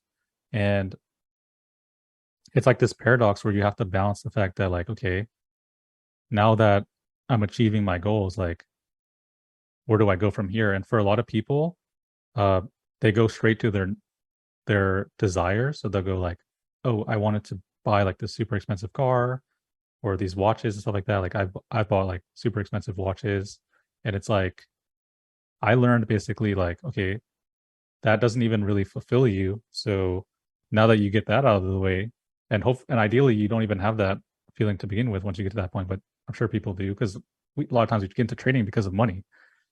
Once you experience like, okay, this stuff is like really a lot less meaningful to me. What is actually meaningful to me? What makes me excited? Like, is it helping other people? Is it like giving back to others, or like supporting people, helping people achieve like their goals and stuff like that? Like, then you start having like a more accurate perspective on how you want to live your life and sorting that out. And then so at that point, I feel like it's the hardest thing to detach from the market, because the market's given you so much, but it's also taken so much. And it's like you have to separate yourself, because like, what's the point of you even doing this in the first place if all you're doing is working harder than you ever would in anything else, nonstop, stressing out? You know, I don't want to do that, because I just, like, as a final note, like my dad, he was a really successful doctor, and he worked so hard um, for his patients, and he had just super high blood pressure and like couldn't take care of himself and like didn't get enough sleep, and he passed away young, like back when I was in 2018 when I blew up my account. And like, if you think about the ramifications of like, okay, if this is the life you're leading, even if you're successful by any metric, like you have your dream home, your family's taken care of, and you're not there, like none of that matters, because you you would give away all of that to be there. So it's like you have to consider all these factors. And I think sadly for a lot of people, they'll come to that realization once they do get there. And that's the challenge. Thank you. I think that was extremely helpful, in terms of explaining what traders think about when they've been trading for a long time and how their day to day might be different from traders at the start of their journey. You referencing, feedback and building solutions, to your existing strategy. So I think that's extremely helpful. I don't know if there's anything more you wanted to mention. Yeah, thank you. I just wanted to hammer in the point as well. It's just, you do need to put in everything you have into this. This is no, this is the honest truth. Is like, if you're in those first couple of years and you're not putting every single moment that you have into this, you're at a massive disadvantage. But especially for the timeline, like if I say it's 3 or 4 years, whatever, you could extend that to 5 or 6, just because you chose to watch like Netflix instead of like study, or like you're in the car driving to work and you're like not listening to something related to trading. There's like ways you can create efficiencies. You can listen to books on like 2 times speed, for example. There are a lot of things you can do to synthesize this, as well as the fact that like right now there's so much trading education available online that is of quality, that you can get it for free basically, and understand how to develop edges. So it's much more efficient these days. And even when I started, and that was way more efficient than when a lot of the veteran traders started. Uh, Nevertheless, like, you need to put so much effort into this, as much as possibly, as much as you can. Yeah, you'll lose sleep over it. Yeah, it's going to affect your body, but this is a temporary sacrifice that you'll need to make, as well as your relationships, of course. And this is a temporary sacrifice that you need to make, in my opinion, especially if you're a young guy or a young trader, because you have all the time and opportunity in the world to do this. Don't waste your opportunity. Put everything you have into it. And once you're at the point where, like, you're happy with everything, like, not to say that you lose your complacency or that you become complacent, but like, it's okay to take time off. Like, people get confused when they're like, what do I do now? I used to do 20 hours of studying or whatever. You don't have to do that. It's just push yourself as much as you can, and then recognize that there's something else out of that. And another thing I want to say is, you can be an elite trader by being conventionally like quite safe, and there's no reason you can't do that. So whatever feelings you have about wanting to achieve and all that, just recognize like you're getting there a little bit faster, but you're taking on so much more risk that can ruin this whole opportunity for you.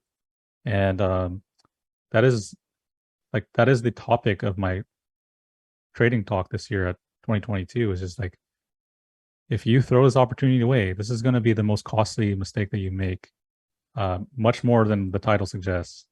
And you, I would feel horribly for you if you were led astray on that path. Yeah, absolutely. To underscore the point, training is one of the most difficult things a person can endeavor to do. It's not easy by any stretch of the imagination, regardless of what you've seen on Twitter or the internet. So, yeah, absolutely. And it's only with the years of experience that, and if a trader does get to a point of success, that they do sort of have this luxury of being able to think about things a little bit other than trading. Mm-hmm. Yep.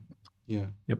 Yep. And so, If it's okay with you, Brian, I'd love to be able to just go through a real quick, like rapid fire questions, quick Yeah, answers. Is that something that you'd be okay with doing?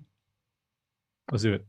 Awesome. So the first question is, what is the best advice you ever received from another trader?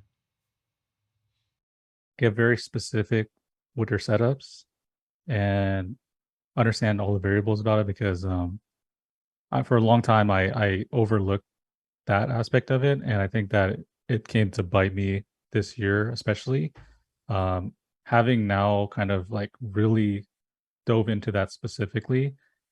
My results are just a lot better overall, like in a way that I feel like I needed to learn that, and I it's crazy how far you can get without this, but you can also imagine what you lost by not doing it or what you potentially could lose. So it's like, do it. Yeah. Okay. And what do you consider to be your greatest strength as a trader? I think it's my long-term perspective and combining that also with just like systematic thinking. So like as a quick example, as a gamer, I really stress out my right hand, for example, from just clicking the mouse so too much. And a lot of times I have to recognize like I'm not the young guy I was back then, and sometimes it'll hurt, and I can't work anymore. I can't do things as efficiently. So systematically, I thought like, well, if I can create like a hotkey or like use another button that doesn't involve that finger, then like I can save myself, dozens of clicks per day or hundreds of clicks per day. Multiply that by my whole entire year. Multiply that by the amount of time I intend to trade. I might have bought myself years of time from thinking this way because I'm not stressing that aspect of myself out that I used to. And for that reason, like it's invaluable to think this way. And what do you consider to be the biggest misconception about trading? I think the biggest misconception in trading would be that the way people succeed is flawless. And I think it's just like when you see so many examples of people showing their success, there's so much nuance to it. Like even to the degree that like someone would express their profits as gross P&L versus net, there's a huge difference. I mean, you can shave off millions of dollars just purely on locate fees and commissions and things like this that are not represented in a gross return. Secondly, there are deals that people make, or even just like, you know, well, I'll just leave it at that. But essentially, you can't represent yourself with gross P&L and also like represent yourself as only your wins, because it's like if the everything has a equal and opposite force. It's like if you made a lot, you risked a lot, and that doesn't get represented enough. Do you tend to use hard stops or mental stops? I use hard stops because there's absolutely no reason not to use one. Technically, you should not be involved in a stock that doesn't have the liquidity to support your size, no matter what you are. Um, in a lot of situations, like for a very long time, I could always use a limit stop. Of course, you can always get slipped or you can get skipped over, but you should be willing also to accept that risk and have a hockey ready, or just have your finger on the trigger to liquidate that position at any cost, because the stop is there for a reason. It should execute the moment that you decided that you're wrong. And it's just easier. I mean, you don't like the amount of times that you want to not stop out where you said you will is going to impact your trading in a massive way. Uh, Take it from someone who understands like how far you can push that kind of liquidity with just a stop. It's like, I'm not saying it's the most liquidity in the world, but I'm just saying like to the point where you always get slipped out. You can still use hard stops for a long time. I would just say just have it as a limit stop, not a market. That's the one thing I would say. And then limit should have an upper bound that not only you can accept, but also is appropriate for the amount of slippage you intend to take, because you will not just get out your price every time. There's going to be chances are you want to get out there, other people want to get out there too. So you have to think about that. Are there any technical indicators that you favor for your charts when you are trading? I would say the most useful indicators, like on the whole, just generally speaking, would be moving averages. Technically, yes, people say like, well, you don't need indicators because it's all in the chart or whatever. But it's like I cannot calculate like a moving average on a higher time frame on my chart in my head. Of course, you can you can understand the characteristics of how they move, and over time, if you've seen it enough, you can kind of project it, sure. But like it is a very bad take to tell someone like not to put it up because it's unnecessary when that person possibly could have been exposed to these sort of indicators in the past and has a general understanding of their mechanics. And so that's why their intuition can kick in. Whereas, like, for someone who hasn't experienced it, will not understand the nuance of how it moves and things like this. I would say at that point, you can decide once you've figured out, okay, this is useful for me or that I've seen it enough. Sure. But in any case, like, I still like information for me. I take it all in. If someone's looking at it, I'm going to see it. So I want to be privy to the feelings of other traders, and that helps me with my edge. So that's one. And then the second one would probably be volume as a whole. So volume has a lot of indications and applications, whether you understand where people are above or below uh, water, in their position, who who is located where. Like, this is why VWAP is so interesting, is because it considers the price and the volume, which is kind of unique. And in that respect, like, you can use it, not just, you don't have to use it literally as this is the line in the sand, but it's a useful tool for understanding positions, and it's information that you would not otherwise get. And I don't think that you want to go back and look at each bar and be like, oh, here's the thing. The other thing about volume is, like, you can choose to understand like different points of exhaustion or like massive volume coming through at a certain price, and recognize that something different happened there, like there was liquidity being I don't want to say the word hunt, but basically like stops are being triggered, or somebody is being very aggressive or like wants to get out at all costs. And these are points that you can kind of identify as like short-term reversals, and that's really helpful, as well as like looking at volume on the daily chart to understand like the trend of the stock. Like, maybe there's possible buying or maybe there's possible resistance overhead. So these very simple concepts you can kind of manipulate in a lot of different ways. And back really quickly to moving averages, like, you put them on different time frames, you get different information, but there are traders on all different time frames. And if you want to like reduce the noise, you go to higher time frames. If you want a faster uh, understanding, then you go to a lower time frame. But in any case, you can balance that for your own needs. And are there any particular resources, exercises, hobbies, anything like that that you do outside of trading, away from the desk, that actually help you during your trading? I think the resources that are most beneficial tend to be on Twitter. Funny enough, you just have to figure out like what is meaningful information. So, for example, like, if you find someone who you kind of vibe with or that you see value in, it would be more beneficial for you to actually go back and look at older posts, if not all their posts, versus like finding 100 people who are saying something really motivational today. Because, like, yeah, it's really sexy and fun to read a quote that resonates with you, but at the same time, it's far and few between you find someone posting value.